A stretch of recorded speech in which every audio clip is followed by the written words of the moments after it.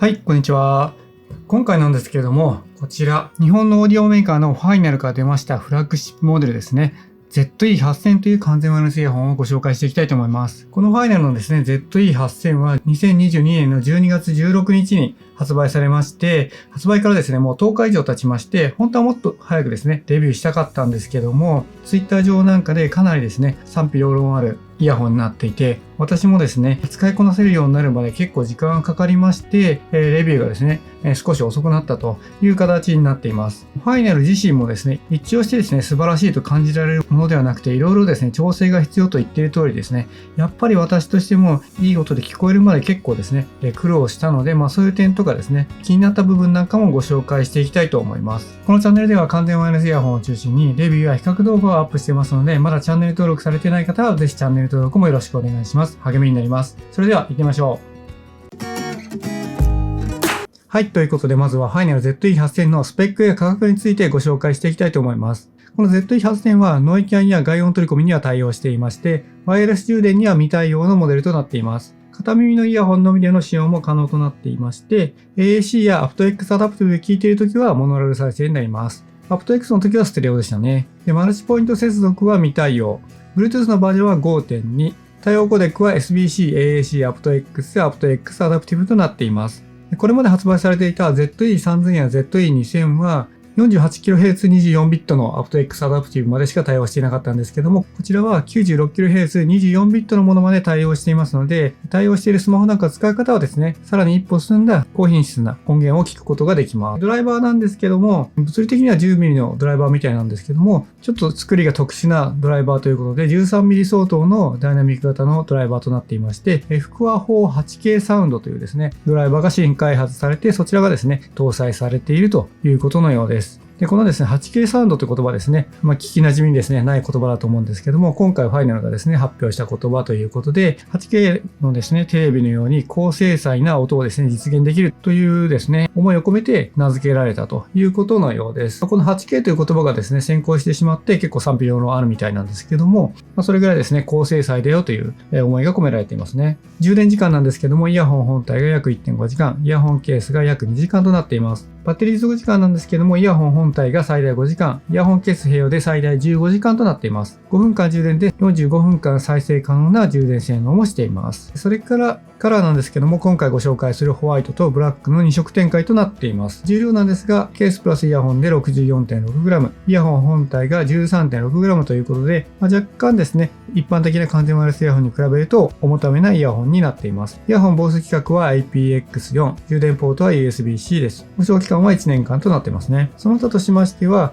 スマホアプリに対応していまして、ファイナルの完全ワイヤレスイヤホンだと初めてですね、アプリに対応しているモデルとなっていまして、こちらでファームウェアのアップデートとかイコライザー設定なんかを行うことができます。そしてスナップドラゴンサウンドに対応していますので、音質と通話品質とですね、それぞれですね、高いレベルを実現しているというモデルです。で、価格なんですけども、36,800円ということで、フラッグシップモデルなだけあって、かなりですね、高価なモデルとなっています。はい、そうしましたら外観やデザインを見ていくんですけども、外観はですね、こんな感じになっていまして、ケースはですね、かなり大きめなケースになっています。手のひらの上に置くと結構ですね、手のひらがいっぱいになっちゃうぐらいのケースになっていまして、例えばゼンハイザーのモメンタムトゥルーワイヤレス3と比べるとこれぐらい大きいですし、AirPods Pro なんかと比べちゃうとこれぐらい大きいので、めちゃくちゃケースは大きいです。と言いますのも、このイヤホンですね。イヤホン自体も大きいんですが、ここのですね、イヤーピースの部分の空洞っていうのが結構大きくて、これっていうのが2023年の春頃にですね、登場するカスタムイヤーピースですね。そちらがですね、入るようなケースになっているので、この部分もですね、結構広く取られていて、ケースもですね、大きくなっているということのようですね。ちょっと見えるかわかりませんが、表面がですね、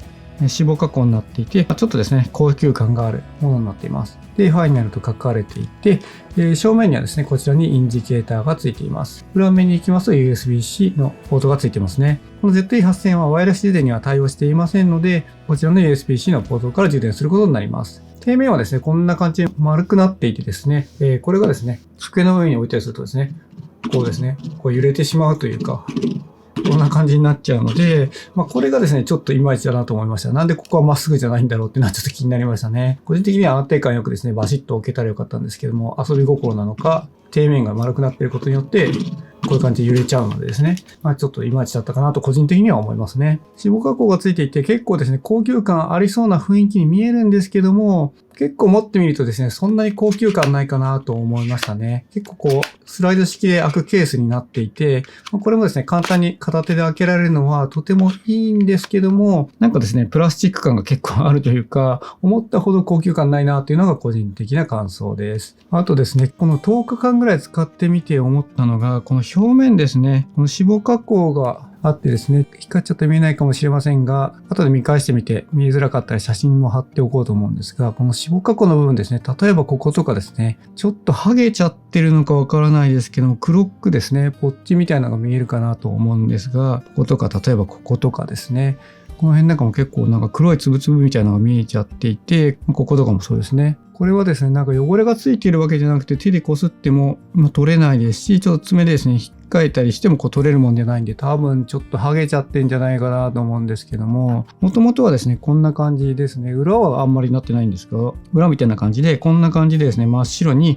脂肪加工が入っている形だったんですけども、なんか削れちゃったんですかね。カバンの中に入れといて、こんな風に削れちゃったような感じがします。これですね、ちょっとショックですね。そんなにですね、他の金属と一緒に入れたわけではなかったんですけども、こうなっちゃうのはちょっとショックだったかなと思いますね。これはですね、白なんでこんな感じで目立ちますが、黒を買えばですね、もし仮に剥げても、下がですね、黒地だったらですね、わからないかもしれないんですけども、他の人はどうなんですかね。個体差なのかどうかっていうのがありますけども、他の方ですね、白を買った方がいらっしゃいましたら、この辺ですね、削れてないかっていうのを見ていただければいいかなと思います。イヤホンケースを開けてみるとこんな感じになりまして、ここにですね、リセットボタンが中にですね、くっついています。一応ですね、イヤホンのマグネットの強さだけチェックしてみますけども、こんな感じですね。振っちゃうと外れてしまうかなと思うんですけども、イヤホンケース自体がですね、スライド式になってますので、バッグの中に入れといてですね、不意に開いてしまうってこともないでしょうから、イヤホンがですね、飛び出てしまってばらけちゃうって心配もないかなと思います。イヤホンがこんな感じになっていて、かなり特殊な形でですね、最初ですね、発表された時はなんでこんな形なんだろうって正直思いましたけども、AirPods Pro みたいに下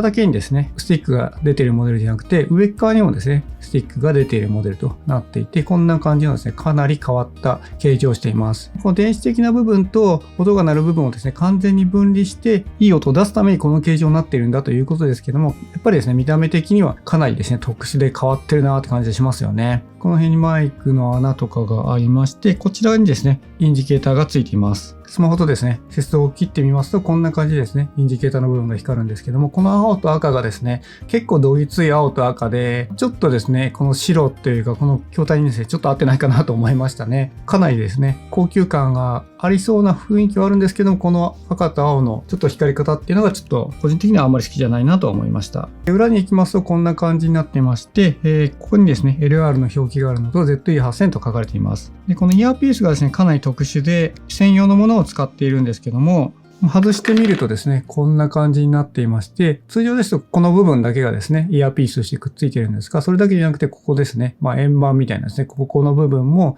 一緒になっている特別モデルですので、サードパティスのイヤーピースはちょっとですね、付けられないものになっています。先ほどスペックのところでサイズはですね、表記してなかったんですけども、このイヤホン特殊な形状してますので、ここでですね、実際に測りながら、ご紹介していきたいと思います。イヤホンケースはですね、そこまで特殊な形状ではないんですが、一緒に測っていきます。まずこの縦の部分は 63.4mm となってますね。横は 77.6mm となっています。厚みは 31.2mm となってますね。ケース自体は大きいので、ポケットに入れるのはちょっと辛いですよね。で、イヤホン本体も測っていきますが、まずこのスティック部分のこの全長を測ってみますと、ここは39.2mm となっていてかなり長いですね。で、耳から下の方に出るここですね。この丸い部分から出たところですね。測っていきますが 18.1mm ぐらい。この丸い部分から上に出っ張ったところを測ってみると 9.1mm ぐらいありますね。そして裏に行きまして、まず耳の中に入る部分ですね。このイヤーピースがついている部分が耳の中に入るので、ここを測ってみますが、この縦ですね。イヤーピース込みのサイズになります。縦は 16.8mm となっています。横は 17.3mm ですね。結構ここの部分がですね、大きいんですよね。ノズルの長さですね。こう測ると 8.7mm ほどとなっていて、こんな感じのサイズ感になっています。購入される際は参考にしてみてください。はい、そうしましたら付属品についてご紹介していくんですけども、付属品はまず、こちらですね、ユーザーマニュアルがしっかりと入っていまして、日本のオーディオメーカーですので日本語ももちろん入っています。17ページほどにわたってですね、しっかりと書かれてますね。そしてご使用の前にの、書類が入っているのと、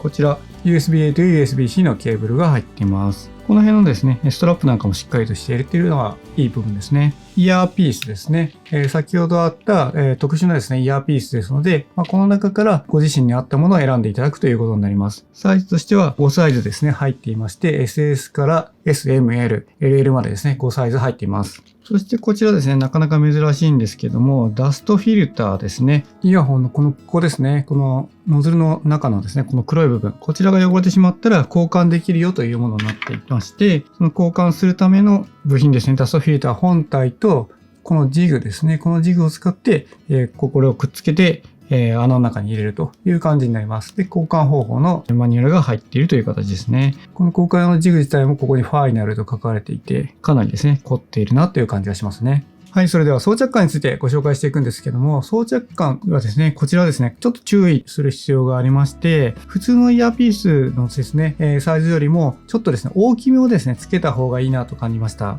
デフォルトですと、この ZE-8000 には M サイズのですね、イヤーピースがついているんですけども、私はですね、いつもですと、右耳が M か S、左耳が M サイズでちょうどいいというサイズ感なんで、最初 M サイズが搭載されていて耳につけたらですね、かなり圧迫感があって、ちょっと辛いなと思って S サイズとかですね、さらに小さい SS サイズまで下げてみたんですけども、そしたら余計圧迫感が強くなっちゃって、なんだこれはと思ったんですが、それをですね、L サイズや LL サイズも試してみたところ、L サイズぐらいがちょうどいいなと思いました。ファイナルのですね、公式ウェブサイトにも書かれているように、あまりですね、耳の中にギュッてですね、入れるっていうよりかは、軽くですね、入れて、浮かせてですね、止めるような感じ。その方がですね、圧迫感もないですし、快適につけられると感じます。最初頑張ってですね、S サイズとかで使ってたんですけど、そしたら全然ダメでしたね。もし購入したけども圧迫感強すぎて全然ですね、耳に合わないという方がいたら、ちょっと大きめのものを試して軽くですね、耳の外側でちょっとですね、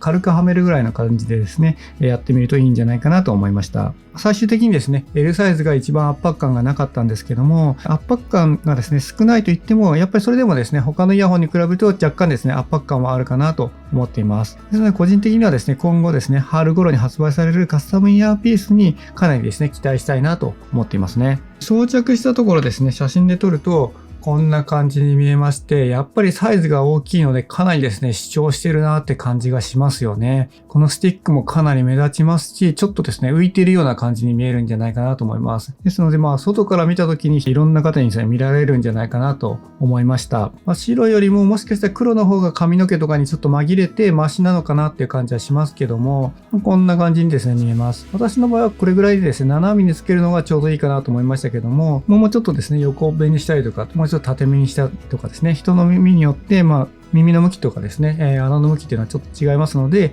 調整していただければと思います。デザイン的にはですね、どうなのかなと思うんですけども、結構これが合理的だということで、ファイナル的にはですね、OK ということみたいですね。装着したところを前から見るとこんな感じですね、めちゃくちゃ出っ張ってるなって感じがしますよね。しかもこのスティック部分が長いので、ちょっとなんか来たらですね、軽くですね、引っかかっちゃって耳から落ちちゃうなって感じはします。この見え方はですね、ちょっとどうなのかなって個人的には思うんですけども、皆さんどう思われるでしょうかね。やっぱり鏡なんかを見てみてもかなりですね、違和感はあるなと思いました。このですね、ファイナルの ZE-8000 が完全ワイヤレスイヤホン界のスタンダードになっていくことがあれば、これもですね、違和感なくなってくるのかもしれないですけども、やっぱちょっとですね、見た目の違和感はかなりあるなと感じています。装着してですね、頭を振っても外れはしないんですけども、あれだけ耳からはみ出てますし、やっぱりですね、このはみ出てる部分がですね、頭を振ると揺れるのはわかりますので、運動にはですね、向いていないイヤホンかなと思います。普通にですね、通勤通学中とか、家の中で音楽を楽しむようなイヤホンかなと思うので、高価なですね、イヤホンですので、運動はやめておいた方がいいかなと思いますね。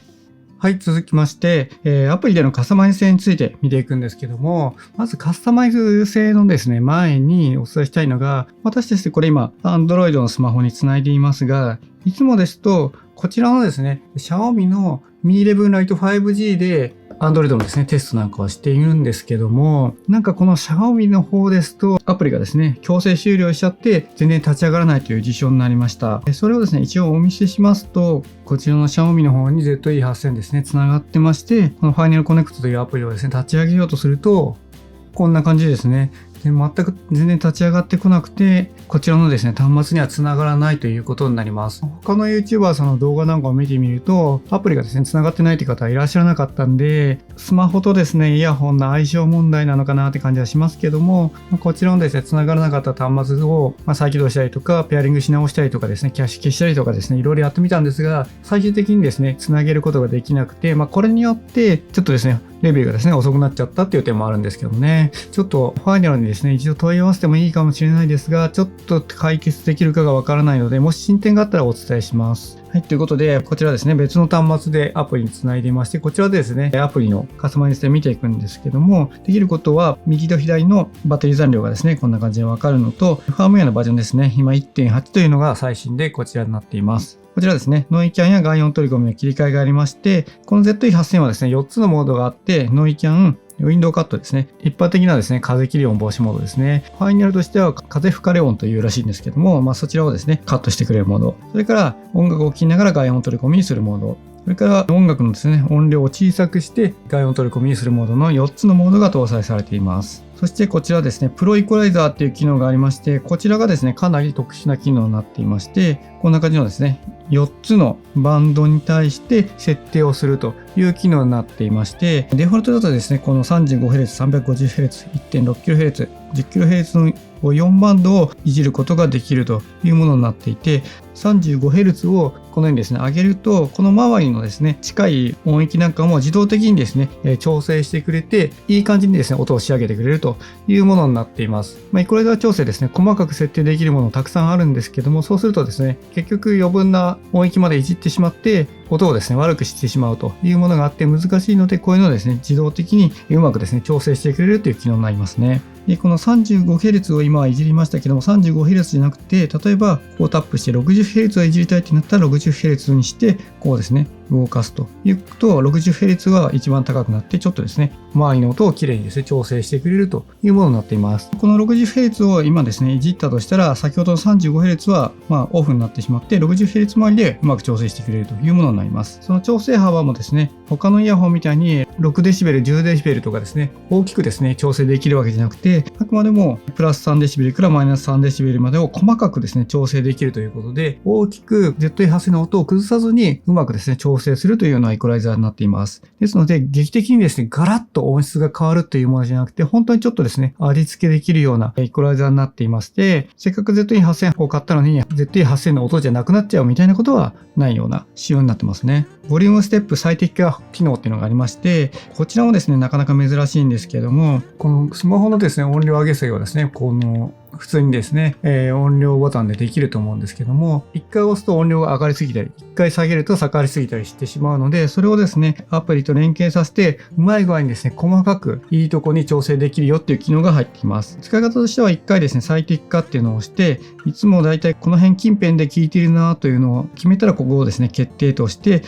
これでですね、今決めた音量を軸にうまいことですね、上下できるようになったので、ここからですね、スマホの音量ボタンで上げたり下げたりすれば、細かくですね、自分のですね、ちょうどいい音で聞こえるというものになっています。この音量もですね、音質にかなり左右されるということで、このようなですね、機能がついているということになります。そしてこちらですね、8K サウンドプラスというものがありまして、先ほどですね、スペックのところで 8K サウンドっていうものがあるよという話をしたんですけども、通常のですね、8K サウンドよりもさらにですね、プラスして、イヤホン本体の演算処理をですね、高速で行うことによって、さらにですね、素晴らしい音でですね、聞けますよという機能が備わっています。これやるとですね、バッテリーの減りが早くなるので、ちょっとですね、再生時間が落ちるということなんですけども、こんなですね、機能も備わっています。こちらに関しては、正直ですね、オンにした時とオフにした時の違いっていうのは、ちょっとわからなかったですね。今日ですね、オンにしたりオフにしたりすると、一瞬だけですね、ノイズみたいなのがチッて入って、なんか変わったんだなっていうのはですね、わかるんですけども、音を聞いていて、どっちがどっちかってですね、仮に芸能人の格付けチェックみたいな感じで目隠ししてやったら多分わからないと思うので、普段ですね、1時間ぐらいしか連続で使わないからって方は、こちらですね、オンにしておいてままでもいいのかなと思います。そしてファームウェアアップデートもできるというものになっていまして、こんな感じでですね、カスタマイズできる項目としては少ないんですけども、他のイヤホンにはないようなですね、イコライザーだったりとか、ボリュームステップの機能だったりとかっていうのがあるというのが特徴なアプリになっています。操作コマンドのカスタマイズっていうのは、こちらではですね、できないというものになってますね。はい。ということで、肝心のですね、音質についてなんですけども、こちらの ZE-8000 の音質ですね、ファイナル自体がですね、一聴してすごくですね、いいよっていうモデルじゃないということをですね、もう最初から明言されている通り、やっぱりですね、初めて聞いてベストなですね、音質で聞くっていうのは難しいイヤホンなのかなと思いました。先ほど装着感のところでご紹介したようなイヤーピースの調整だったりとか、先ほどのアプリのですね、ボリュームステップの最適化機能だったりとか、そういうのをいろいろ調整して自分のですね、一番最適に聞こえるところをですね、探していくっていうのがちょっとね、ですね、時間がかかったなと思いまして、それがですね、バシッとですね、マッチした時っていうのは、本当に音楽の世界にですね、のめり込めるような感じがしているなと感じます。後ほどご紹介しますが、ノイキャン自体はですね、あんまり強くないイヤホンになっていて、かなり抑え気味になってるんですけども、そのためですね、地下鉄なんかに乗ってると外の音ですね、低音域の走行音なんかも結構入ってきますし、アナウンスの音とかもかなり入ってくるイヤホンにはなるんですが、そういうですね、音が気にならないぐらい音楽の世界にですね、パッと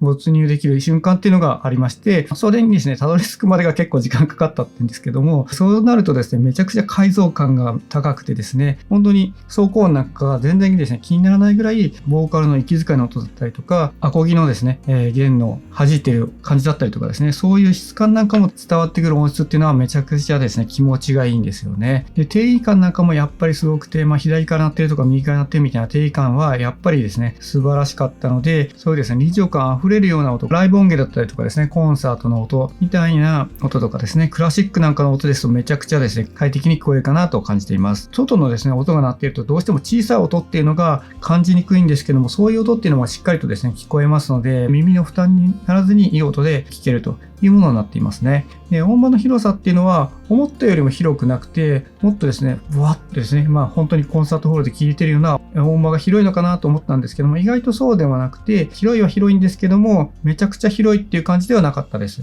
これはちょっと意外だったかなと思いました。低音域のパンチとかっていうのは、やっぱそれをですね、売りにしているモデルにはですね、かなわないというか、そこはですね、重要視してないんだろうと思うんですけども、パンチっていうのは少ないながらも、ちゃんとですね、質感なんかを感じられますし、音の精細さっていうのはしっかりとですね、感じられるモデルになっています。中音域のですね、ボーカル重視の曲とか、高音域なんかを重点的に聴きたいようなですね、クラシックだったりとか、ボーカル重視の楽曲なんかを聴く方っていうのはめちゃくちゃですね、気持ちがいいんじゃないかなと感じます。ただ先ほどもですね、ご紹介した通り、そこにですね、たどり着くまでが結構時間かかったので、それをですね、自分で調節して、自分がですね、めちゃくちゃ気持ちがいい音で聴けるところを探すのが好きとかいう方でしたらめちゃくちゃいいかなと思いますね。続きまして、操作感についてなんですけども、操作はこの辺りをタッチすることで操作することになります。タッチセンサーの場所がですね、ここって明確にわかるようなですね、印だったりとかがないので、この辺タッチしても操作はならないという仕様になってまして、間違えてこの辺を押しちゃうっていうのが結構ありましたね。ここがですね、タッチセンサーだよっていうのがわかりやすければいいんですけども、その辺のですね、区切りっていうのがないので、デザイン性を重視しているのか、操作ミスっていうのは若干あったかなと思います。操作もですね、3回タップし終わった後にポンポンポンっていう音が鳴って、コマンドがですね、実行されるということで、タッチした時に、それがもしこの辺だったとしたら、3回タッチし終わった後に、あれ、操作できないみたいな感じになって、操作がですね、失敗しちゃうということで、1回目のタップから音が鳴ってくれれば、ポンと押した時に音が鳴らないから、ここは違うんだなっていうのがわかるんですけども、それがですね、3回タップし終わらないと鳴らないので、結構ですね、ミスが多かったかなと思います。これ10日間ですね、使い続けても、やっぱりですね、結構間違えとかいうのがあったので、ここは若干ですね、残念だったポイントではありますね。そこはですね、ちょっと残念ではあったんですけども、操作自体は、再生地位停止、次の曲、前の曲、音量の上げ下げ、ノイキャンや外音取り込みの切り替えなんかも全てできますので、そこはですね、良かったかなとは思います。先ほどですね、アプリのところでお見せした通り、このイヤホンはモードが4つありまして、その4つのコマンドですね、全てにイヤホン本体の操作で遷移できるということで、それもですね、良かったんですよね。例えばノイキャンや外音取り込みの切り替えは左のイヤホン1回タップでいけますし、左のイヤホンを長押しすると風切り音防止モード、右のイヤホンを長押しするとボイススルートですね。4つのモードすべてにイヤホン本体のコマンドで遷移できますので、そこはですね、めちゃくちゃ良かったです。やっぱりこういうですね、モード遷移って結構アプリでですね、設定しないといけないものって他のイヤホンだとありがちなんですけども、そこはですね、しっかりとですね、できるっていうのはとてもですね、いいポイントでしたね。ですね、操作感としましてはちょっとですね、残念な部分はあるんですけども、いい部分もあるような操作感になってますね。そうしましたら、ノイキャンや外音取り込みについてなんですけども、ノイキャンはですね、先ほどちょっと本質のところで触れましたが、あまりですね、強いノイキャンではないというものになっていまして、あくまで音質重視のイヤホンで、ノイキャンで音楽の視聴を助けるようなノイキャンになっているというものになっていまして、先日ですね、ご紹介しましたヌアールの NEXT1 もノイキャンですね、あんまり強くないよって話をしたんですけども、それよりもさらに、マイルドな性能になっていて、結構ですね、外の音なんかも入ってきます。電車の走行音とかですね、アナウンスなんかも結構入ってきますので、ノイキャン性能を重視して、静寂が訪れるようなですね、ノイキャン性能をしたイヤホンが欲しいって方は注意していただく必要があります。で、ノイキャン性能ですね、最初私ですね、装着感のところでご紹介した通り、イヤーピースをですね、小さいものに付け替えて、結構耳をですね、圧迫されながら聞いていたときは、本当に聞かないぐらいの感じのノイキャン性能になっていたんですが、イヤーピースをですね、付け替えて L サイズにしたら、ちょっとですね、改善されて、ノイキャンの効きもですね、良くなったので、もしですね、ノイキャン全く聞かないという方は、イヤーピースや装着の仕方がですね、ちょっとまずいっていう方もですね、いらっしゃるかもしれないので、いろんなイヤーピースをですね、試していただくといいかなと思います。で、このイヤホンはですね、通常のノイキャンだけじゃなくて、先ほどご紹介した通り、ウィンドウカットモードというのが搭載されていまして、一般的に言うと風切り音防止モードですね。そちらが搭載されていますが、そちらはですね、めちゃくちゃ優秀だなと思いました。やっぱりですね、装着すると耳からですね、結構ですね、はみ出しているので、風切り音っていうのは結構するんですけども、ウィンドウカットモードに入れると、それがですね、かなり軽減されて、体感的にはですね、60%、70% ぐらいですね、しっかりとカットしてくれるので、こちらはですね、他のイヤホンよりも優秀だなっていう感じがしましたね。ソニーなんかでも風切り音防止モードがありまして、そちらはですね、ビュッてですね、吹くようなですね、突風なんかですとちょっと効果実感しづらいですし、風切り音防止モードが効いてくるまでちょっとラグがあるというか、時間かかるんですけども、これはですね、すぐ効きますし、こちらはめちゃくちゃ優秀だなと思いました。ノイキャン自体がですね、かなりマイルドですので、ずっとですね、風切り音防止モードのままにしておいてもいいのかなと思うぐらいの優秀さで、これはですね、ちょっとびっくりしたというか、この技術はですね、素晴らしいなと感じています。外音取り込みについてなんですけども、外音取り込みはですね、しっかりとですね、外の音もですね、取り込んでくれますし、コンビニやスーパーでの会話も十分可能だなと思いました。普通のですね、外音取り込みモードでも、コンビニやスーパーでの会話は十分できるんですけども、ボイススルーというですね、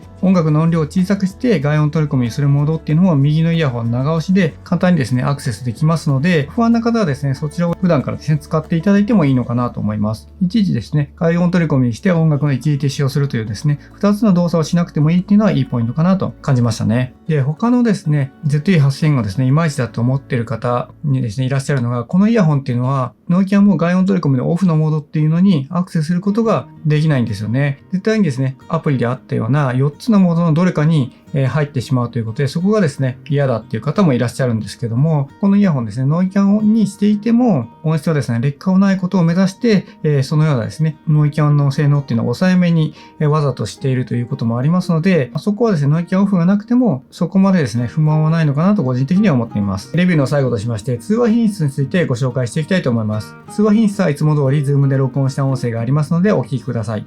はい、こんにちは。こちらはファイナル ZE-8000 とスマホを接続し、PC と Zoom でつないで音声を収録しております。PC 側で音声を収録しておりますので、オンラインミーティングを行うと、このような感じで相手に音声が届くことになります。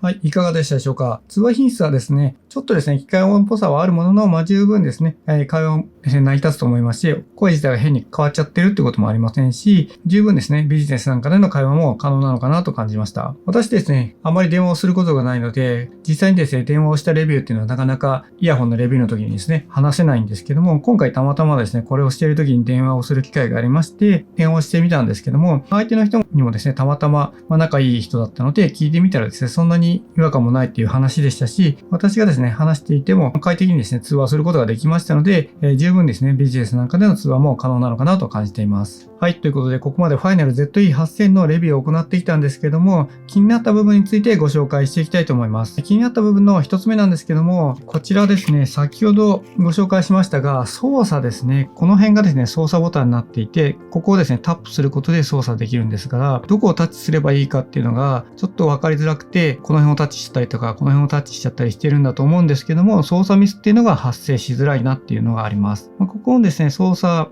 のボタンというかですね、タッチセンサー部分を強調させないのであれば、1回タップするごとに音がですね、プップップってなってくれればよかったんですけども、3回タップの時でしたら、3回タップした後に、プップップってですね、音が鳴るので、それもですね、わかりづらい要因だったのかなと思います。イヤホン操作です。すべてのですね、ノイキャンや外音取り込みのモードに遷移できるっていう部分はとてもいいなと感じたんですけども、操作ミスはですね、若干起きやすいので、そこはですね、使い続けてですね、慣れるしかないのかなとは思いましたね。続きまして気になった部分の2つ目なんですけども、この ZE-8000 は、音のですね、解像感とかですね、緻密さっていうのはめちゃくちゃあって、そこはですね、いい部分ではあるんですけども、それを引き出すためにはちょっと時間がかかるっていうのは、そういうのが好きな人にとってはめちゃくちゃですね、聞き応えがあるというか、そういうのをですね、求めている方もいらっしゃるかもしれないんですけども、やっぱりですね、パッと買って、スッてですね、つけたらですね、めちゃくちゃ綺麗だなって感じるイヤホンとはちょっと違うなと感じていまして、そこはですね、いろいろですね、自分で調整が必要だなと感じました。イヤーピースしかり、それからですね、装着のですね、場所ですね、装着して、ちょっとですね、ひねったりしていい部分を探す作業だったりとか、あとボリュームステップの機能だったりとかですね、あとイコライザーもありますけども、イコライザーはなしでもいいかもしれませんが、この辺なんかをですね、うまく調整するっていうのが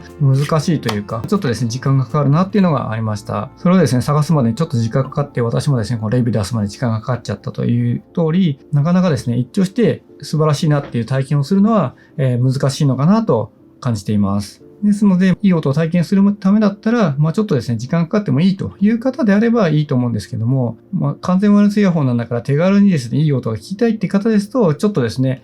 ストレスが溜まるかもしれないので、そこはですね、注意かなと感じました。で、最後の気になった部分なんですけども、これはですね、特殊なのかもしれませんが、先ほどですね、ありました通り、こちらのですね、私が使っていたXiaomi の Mi 11 Lite 5G だとアプリがですね、閉じまくってですね、うまく接続できなかったということがありました。私の場合ですね、このスマホだとですね、一回もですね、アプリでですね、接続できなかったので、そこはですね、ちょっと注意かなと思います。特にこの端末を使っている方ですね。この Oppo のReno 3A だと普通にですね、接続できたので、ファイナルに問い合わせてアプリ側で対処できるものなのかどうかっていうのはちょっとわかりませんが、こういうこともあったよというのを認識しておいていただければと思います。はい。ということで今回はファイナルの ZE-8000 ですね、ご紹介してきました。ファイナルなだけあってですね、音のですね、緻密さだったりとか、解像感ですね、その辺なんかは素晴らしいなと感じていますが、そこにたどり着くまでがですね、ちょっと時間かかるということで、ご認識していただいた上で購入していただくのがいいのかなと思います。これがですね、もしカスタムイヤーピースが出れば、もうバシッとですね、簡単にあって、めちゃくちゃですね、快適になるのかもしれないですけども、それはちょっと春ですし、それがですね、いくらになるかっていうのもまだ出ていないので、その値段によってはですね、もうセットで買ったらめちゃくちゃですね、高いイヤホンになっちゃうということもありえますので、そこでですね、私がですね、カスタムイヤーピースを購入してみてからですね、また改めてですね、お伝えできればと思っています。結構ですね、ディスるじゃないですけども、気になった部分なんかも結構今回の場合ご紹介しちゃいまして、ファイナルってですね、結構コアなファンの方もですね、たくさんいらっしゃるので、その人たちからですね、怒られるレビューになっちゃってるかもなとちょっと思っていてですね、ちょっと怖いんですけども、ただですね、本当にこのいい音質にですね、たどり着いた時っていうのはめちゃくちゃ良くて、スポーツの世界で言えば選手がですね、ゾーンに入って、そのですね、音楽の世界に本当に入り込むようなですね、そんな感じのですね、体験をさせてくれるイヤホンにもなってますので、完全にですね、この ZE-8000 がダメだと言っているわけじゃないことはご理解いただければと思います。はい、ということで今回の動画はここまでとなります。最後までご視聴いただきありがとうございました。この動画が良かったなと思ったら、グッドボタンやチャンネル登録もぜひよろしくお願いします。このチャンネルでは完全ワイヤレスイヤホンのレビューや比較動画を中心にアップしていますので、気になる方はチャンネル登録もぜひよろしくお願いします。それから私は Twitter もやってまして、Twitter ではこのチャンネルの更新情報だったりとか、イヤホンのですね、レビュー前のファーストインプレッションのことだったりとかですね、つぶやいたりしていますので、そちらもですね、フォローいただけるととても嬉しいです。それではまた次回お会いしましょう。バイバイ。